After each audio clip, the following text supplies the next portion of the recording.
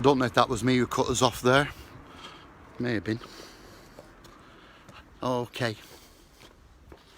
So we're having a little walk around Woolton Village. And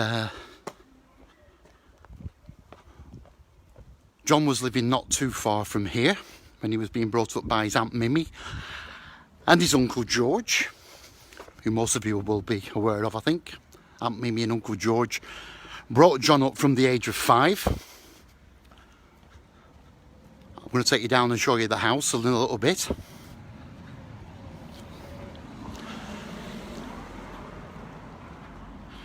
But John actually lived in a few different locations. In fact, I was speaking to Julia Baird, John's half-sister, about this earlier on this week, just checking out a couple of details. And I took you to John's first home the other day when we did the Penny Lane tour. That was last week. So I took you and showed you the first house that he lived in, which is in the Penny Lane area, 9 Newcastle Road. And he was living down there at his grandparents' house. But later on, when he was about 3, him and his mother moved then into the cottage, the Dairy Cottage, which belonged to Uncle George. Okay, this is the lesser spotted John Lennon home. And just to give you a little bit of the background on this, these buildings in front of us here, these were the farm buildings for the dairy. And apparently this dairy had been in the Smith family for about 4 or 5 generations. It was a very well established dairy. But during World War II, the land was requisitioned by the Ministry of Defence.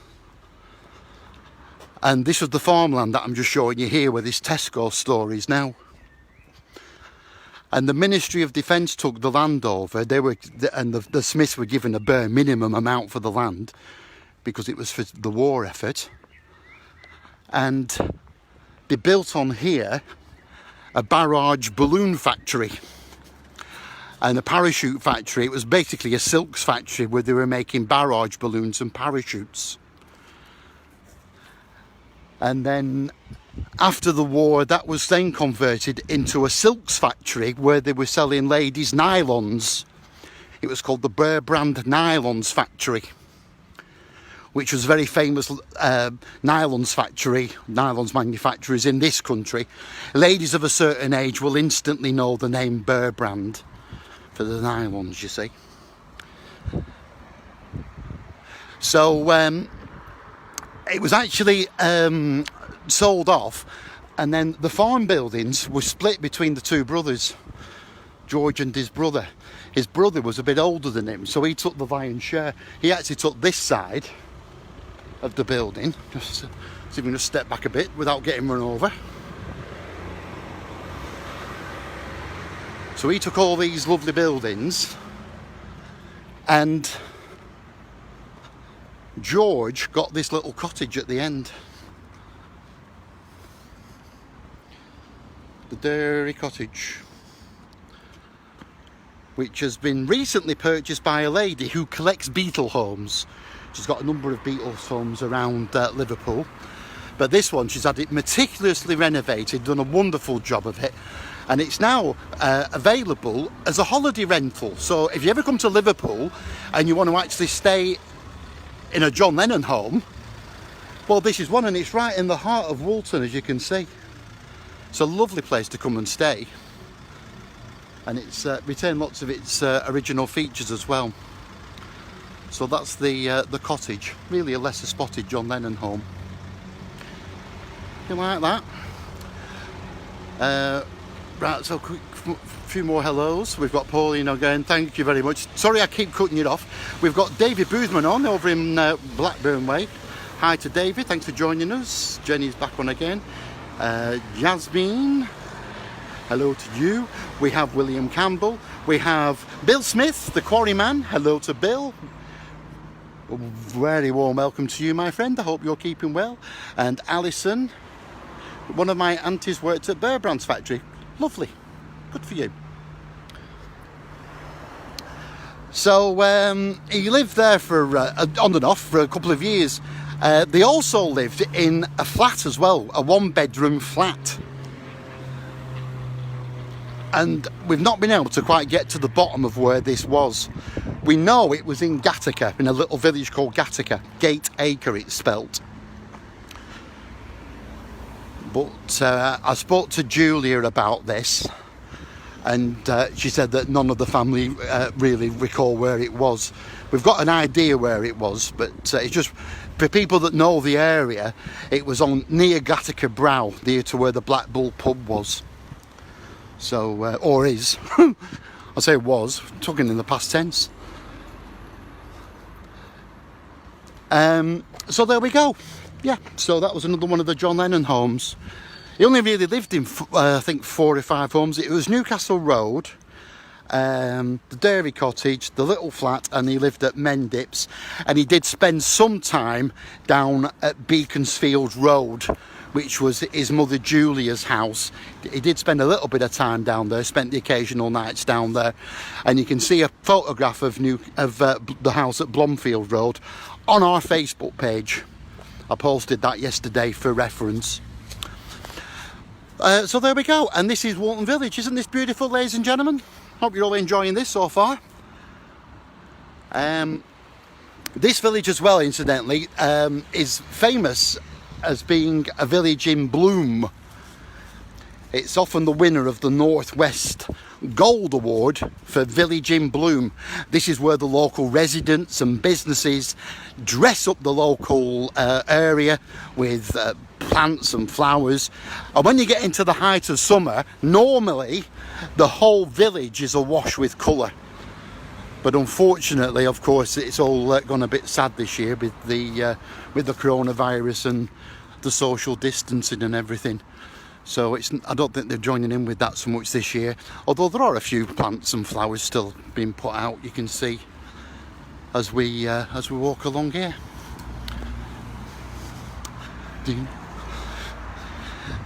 This thing here is usually all in bloom, but it's looking a bit sad. They haven't bothered this year, obviously. Anyway, there we go. So how are we all doing anyway, everyone? I hope you're all feeling good and having coping as well as you can amongst these very strange times indeed with the coronavirus. I'm going to take you for a little walk down Menlove Avenue now, which is going to take us down to John's house. It's a little bit of a walk, but you don't mind that, do you? It's me who's doing the walking, don't forget. You can just sit and have a drink. No problem. I'll just get in the shade over here. Right, I can see you a bit better now. Right, who else have we got on? Let's say a few hellos. We've got Pino Le Giudice. It's raining cats and dogs today too. I get that joke. We've got Randy Crone. Hi from Dallas in Texas. Greetings to you. We've got the lovely Karen, who's in Liverpool. Hi to Karen. Susan Martin Kreshmer, enjoying the tour. Well, I'm glad you are so far. That's what it's all about. We've got Antonio Chila, who's over in Sicily. Hello, my Ciliegina. Welcome on board. I'm sorry I keep switching people off. I'll try not to do that again. Lisa Nicole, hi from across the big pond. Marianne Cicolella. This is so cool. Thank you. I'm glad you're enjoying yourselves. Jenny Jolly. Oh, that's a lovely name, isn't it? Jenny Jolly Nordaby. Hello from America. Wonderful. Well, it's a real treat to have you all on board today. Thanks ever so much for joining us as we have a little walk down Menlove Avenue, which some of you may be familiar with, of course. It's a little bit of a walk down to John's from here, but I'll have a little chat with you about everything as we go. So, as you know, well, the other week we did our one of our tours. We actually went down to John's birthplace, which is at the Oxford Street Maternity Hospital. So if you missed that, you can go back and see all that on the Hope Street video, which we did a couple of weeks ago. So of course that's where John was born, 9th of October 1940. And then he moved with his mother then to Newcastle Road, which is in the Penny Lane area of Liverpool. Number 9 Newcastle Road.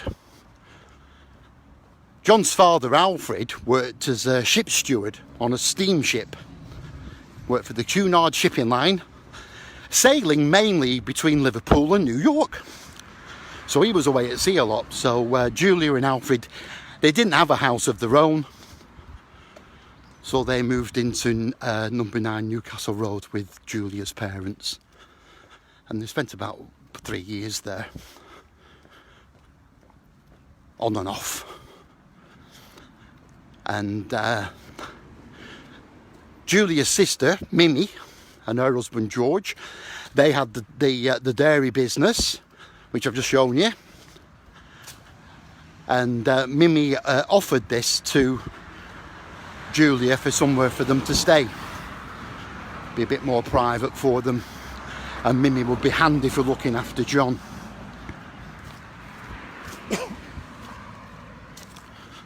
So they stayed there on and off for a while. And then I know many of you will know the story about what happened then between Julia and Mimi. Julia had a baby out of wedlock, a little girl, and this was very much frowned upon by the rest of the family. And she was forced to have the baby adopted. A little girl called Victoria, or Ingrid is what she was, her adoptive parents renamed her Ingrid. Ingrid Pedersen her name was. And the relationship between Julia and Alfred sort of went on the rocks a bit, because Alfred had been reported as having gone AWOL, absent without leave.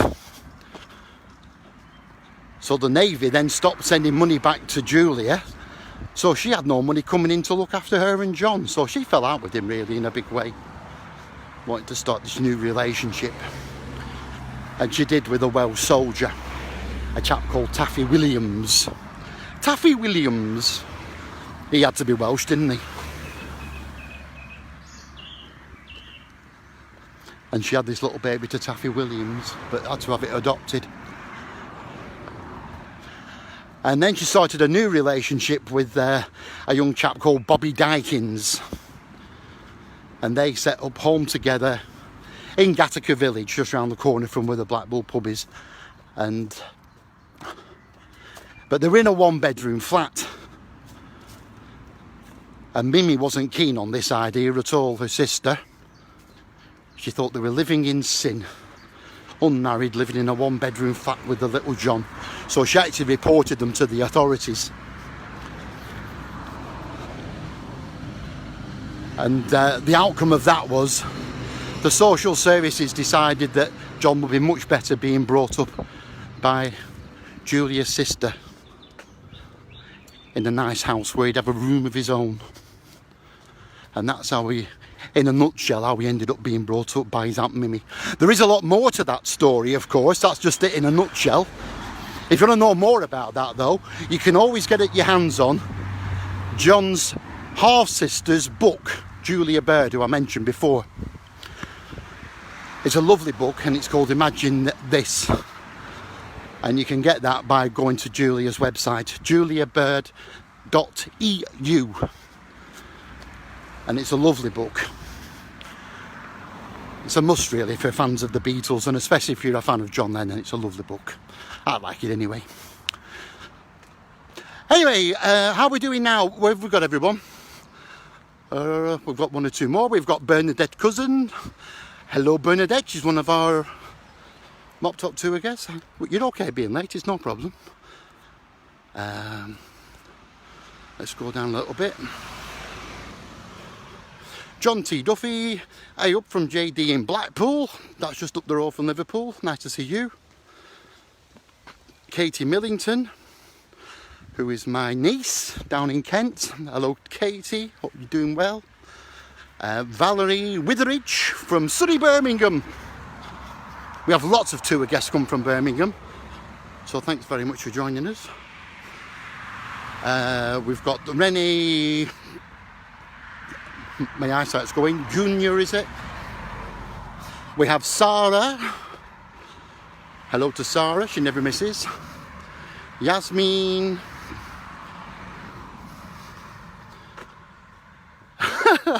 I like that one. Jan, thought Liverpool was red or blue, it's green today. It is, it's very green, isn't it? Beautiful day today. I wanted to take on that little walk though, just to give you an idea of the sort of the bearings of everything, if that's the right word. Because we've just walked down from St Mary's Church, which is right next door to St Peter's, which is the church that John attended with Aunt Mimi. So it's about a 10-minute walk, isn't it? Something like that, maybe a 15-minute walk. It's not too far. Now, just incidentally, along here where we're walking here, this central reservation, in those days, these were tram lines that ran along here when Liverpool had a tram system. So these were tram lines that ran along here, and at either side of the tram line was a privet hedge. So if you can imagine what this looked like back in the day. This house here is where Bill Smith used to live. In fact, he's the sole surviving member now of the original Quarrymen. Bill is watching now as we speak. So hopefully that's brought back a memory or two there for you, Bill. And some of you may recognise this house.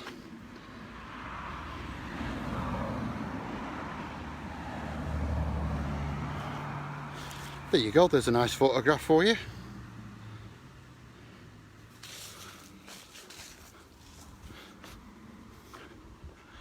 And if you haven't yet recognised the house, this is number 251 Menlove Avenue, and the home of one John Winston Lennon.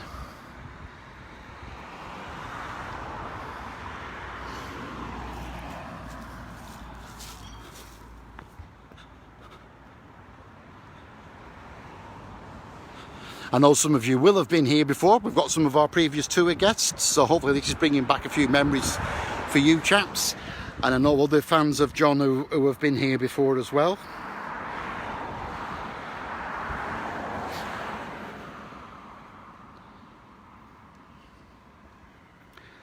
And there'll be lots of people that haven't been here before, so hopefully this may just tempt you to come and see us. So this is where John was brought up from the age of 5 by Aunt Mimi and Uncle George. And John's bedroom is the one above the front door, just there. But by all accounts, where he will practice his music will be in the little porch at the front.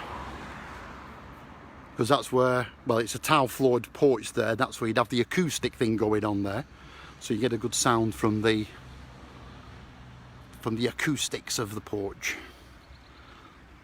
Plus he'd be far enough away from Aunt Mimi as well, not to annoy her.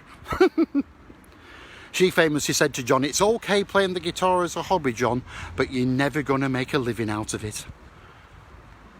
A famous Mimi quote. And this also became the marital home for John and Cynthia. They were married in the August of 1962.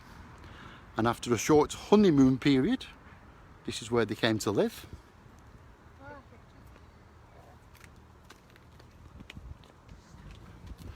Yeah, I've got 1 or 2 Beatles fans here. There's always a Beatles fan pottering around near John's house. Yeah, I'll just move out of the way so I can get a photograph. Yeah, so this eventually became the marital home of John and Cynthia before they moved down to London with the rest of the boys. And then a couple of years later, John bought a house or a bungalow, in fact, for Mimi on the south coast of England in a place called Poole in Dorset. And that's where she moved to and lived for the rest of her life. And this is now owned by the National Trust. The house was purchased by none other than Yoko Ono a few years ago. And she donated it to the National Trust. And they've operated it as the John Lennon Museum ever since. And if you do come to Liverpool, it is highly recommended, the National Trust tour. If you're here for a few days and you want to squeeze in a visit to this, you've got to book quite well in advance though for the National Trust. But a little bus will pick you up in town and it'll take you to the homes of John and Paul as part of the National Trust tour. So it's pretty cool. So we do recommend that as well. And of course, don't forget, you can still do the mop top tour. If you're here long enough, you can do the mop top tour. And you can find out all about the mop top tour on our website, which is Beatles-tours.com. Say hello, I'm Anne. Debbie's still in the house. She's looking after me mum. Oh, well, hello. Hello, we're watching you. Well, can I get a picture of you broadcasting live? We're broadcasting live out of the... Go on, tell them who you are again. I'm Anne. Debbie's looking after my mum and we live at the back of this house. Oh, well, look at that. It's lovely when the locals come out to say hello. Well, very nice to see you. And thanks for popping round to say hello. Take care of yourself. Isn't that lovely when people come and say hello? It's totally mop-topper-tabulous. It really is.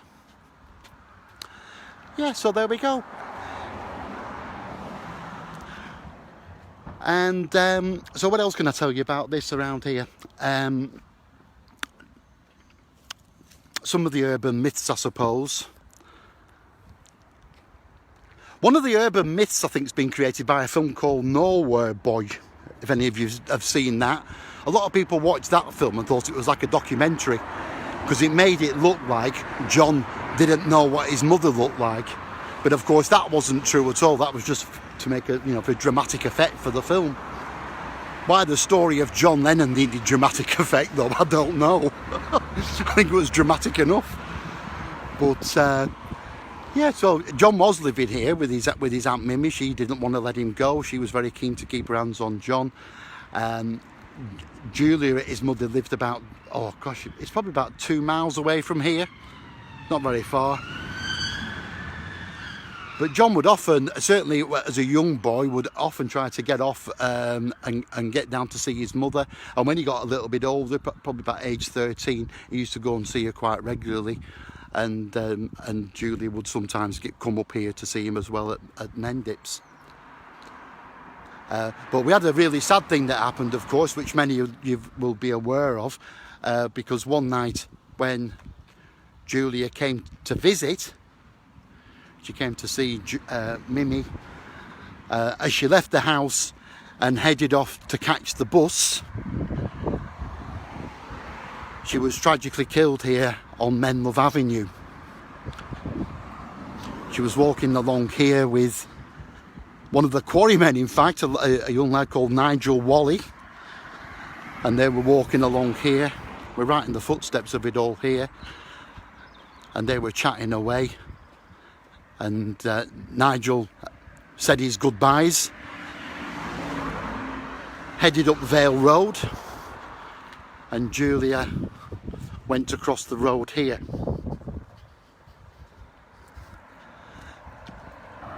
And as I mentioned before, there was hedges that ran along each side of the railway, the tram lines. And as she came out of the hedge on the other side, she was hit by a car and tragically was killed here. So it's yeah, it's quite sad, isn't it? That was the tragic end to that part of the story.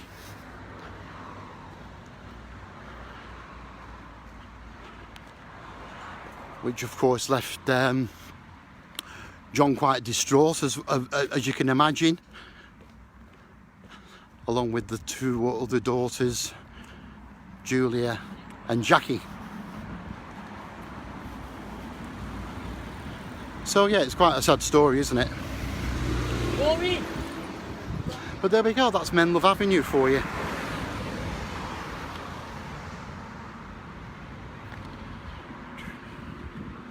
Okay, so we're going to head off again now. Let's see if we've got anybody else on. Give us a few thumbs up. Let us know you're still there. See who else we've got on. We've got Gillian Gregson on. Hello, Jill. Long time no see. It feels like a lifetime since we last saw you, Jill. So looking forward to seeing you again at the Innie once we get past all this nightmare. We've got Magnus on. Hello, Magnus. One of our old Mop Top Tour guests. You're very welcome, my friend. Lovely to see you.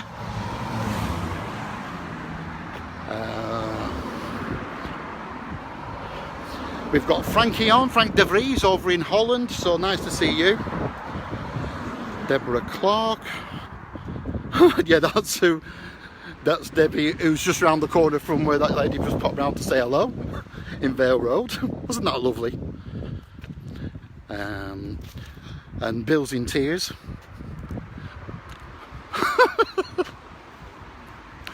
It's only because he can't have a beer. Yasmin, you took me and my twin boys there back in the summer of 2017. I remember the day well. Lovely lads. They'll be getting even more grown up now, those two. Lovely lads. Joyce Swift, I love the atmosphere in the house. Been a couple of times with National Trust. Nice one, Joyce.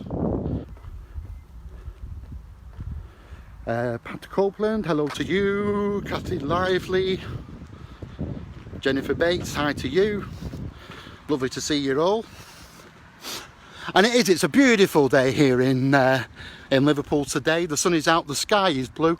It's fairly quiet as well on the footpaths, as you can see. Feels a bit like a Sunday. There's not that many people around.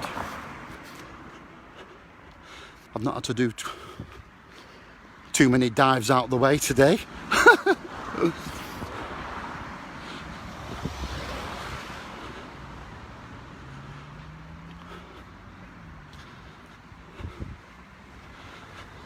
I always walk along here. I used to come on here with the dog, and I've always spotted this name here.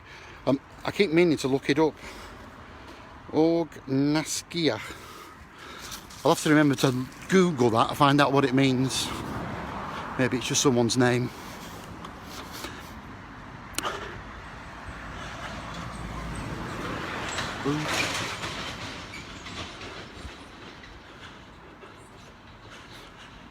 So we've just left Mendips. We're still on Menlove Avenue, walking along Menlove on our little walking tour this afternoon. If you have just joined us, good afternoon, welcome on board. And if you're watching on the catch-up, thanks very much for checking us out today. And that then brings us round to Beaconsfield Road. This is where I start getting out of breath now because it's uphill.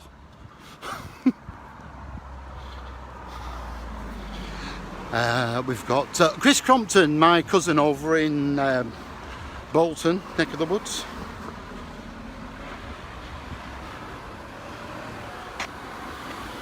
Doobie-doop.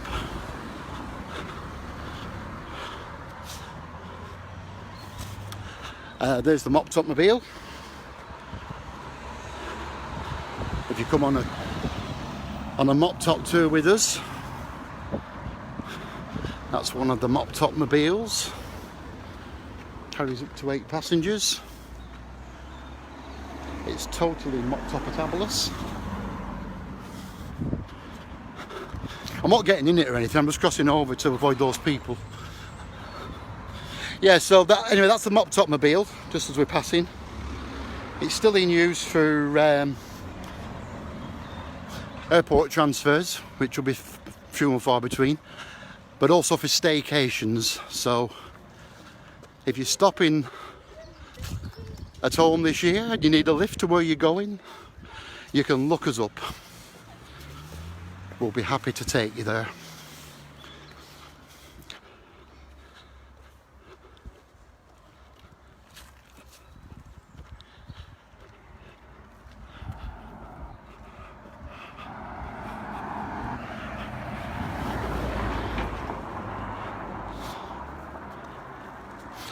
And this then brings us very nicely round to our next stop.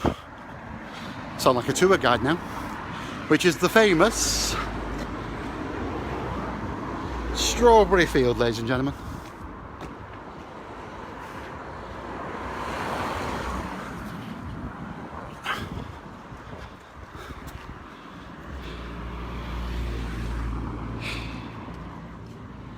So there we go, that's the famous strawberry field.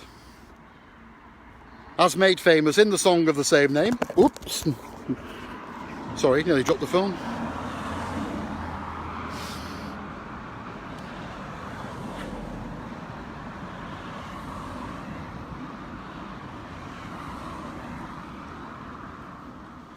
And what had been here originally was a mansion which dated back to 1870 and was owned by a wealthy ship owner. In 1934 the Salvation Army took it over and they opened it as an orphanage for little girls and a children's home for little girls, and that's what it remained for a number of years. And this was a favourite place for John to play out because he said he always felt like he had a connection with these little girls. A lot of them had come from broken homes, and he too had come from a broken home, of course, and that's why he said he always felt like he had a connection here with Strawberry Field and the old mansion. It would be unusual for John to come through these gates. This would only be for special occasions, really, when they had summer fetes on and summer fairs on. The way John would get in is over the wall on the other side in Vale Road. That's how he would get in. But that's what many people say, that is how a line came about in the song. Because Aunt Mimi apparently would say to him, if you go playing out in Strawberry Field, you'll be getting in trouble. And John would say, oh, they won't hang you for that, you know. Nothing to get hung about. Whether that's true or not, I don't know, but it's a nice story.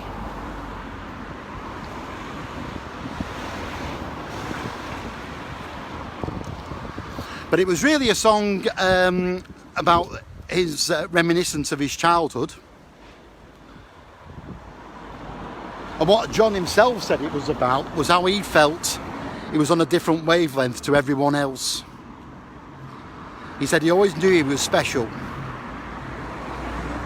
And he felt like he was on a different wavelength to everyone else. Which is where the line comes in, no one, I think, is in my tree. It isn't an actual tree. We get some of our tour guests asking us, which was John's tree? Well, it's not that kind of tree. You've got the wrong end of the stick. See what I did there? Oh, please yourselves. And that's Strawberry Field.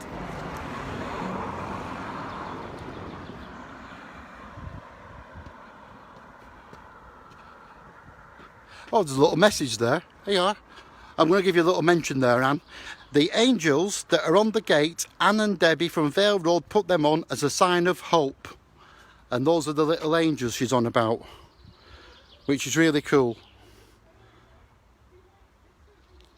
I'll take a photograph of those after, and I'll put those into our video that we're going to make, which is the memories of coronavirus lockdown. Look out for that film coming soon. We'll be working on that once we get back to freedom again. Okay. Now what we're also working on as well at the moment, just while I'm talking about films, we're getting very close now to the completion of our mini documentary about Brian Epstein. Is it Epstein or Epstein? I had some troll on YouTube saying it was Epstein, not Epstein. I suppose it depends where you come from. I've always said Epstein. Anyway, we're making this film about Brian Epstein. It's very close to completion now, and we'll hopefully have that live on our Facebook page in the next week or so. I'll keep you posted on that when we're going to go live with the film. It's only a short film, it's about 20 minutes, but it's really nice. It's been created by our good friend Pino Le Giudice. He's done all the work on it, really. But I think you'll enjoy it. It's a nice little film. It's a little doff of our cap to Brian Epstein. It's a nice little film. So that's coming up very soon. And what else? Oh, I know one or two of you have asked me about this Coronation Street appearance as well, because I keep saying I'm going to be on. You think I've made that up, don't you? Why would I make that up? Come on. The Coronation Street appearance has got to be any time now, because they're running out of episodes, I'm told. I saw it on the news today. They've only got a handful of episodes left, so I've got to be on in the next few nights. So look out for me. Don't blink though, whatever you do. Anyway, I'm going to finish off this in a sec. I'm just going to show you, just to finish off, yeah, I want to just show you this new building that they've made at Strawberry Field.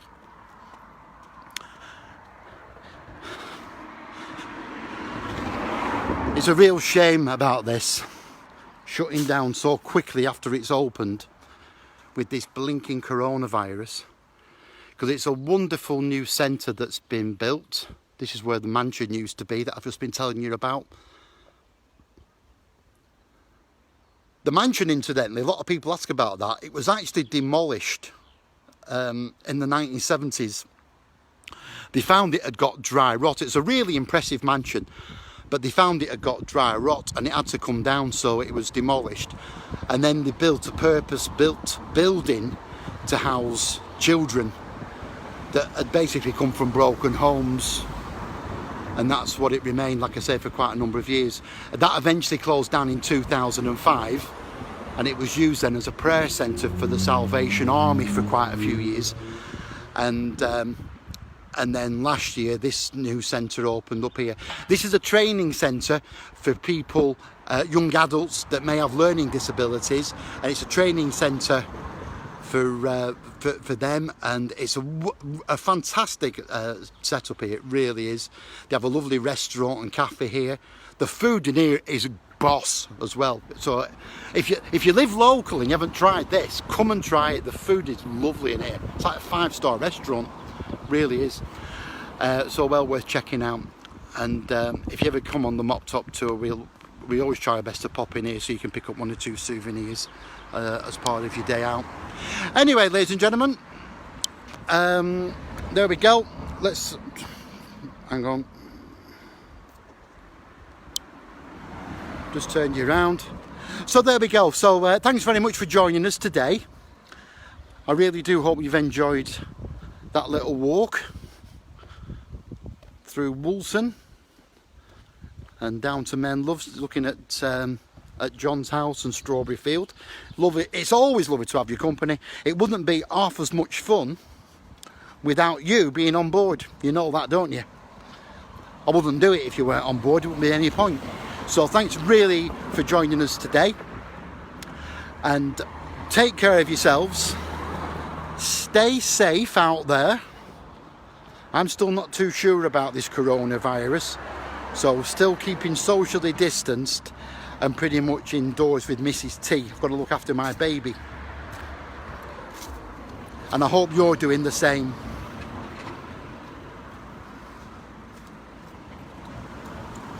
So I'm going to say now my cheerios, peace and love from Liverpool, and hopefully see you next week, same time, same place, and we'll see what we can do for next week.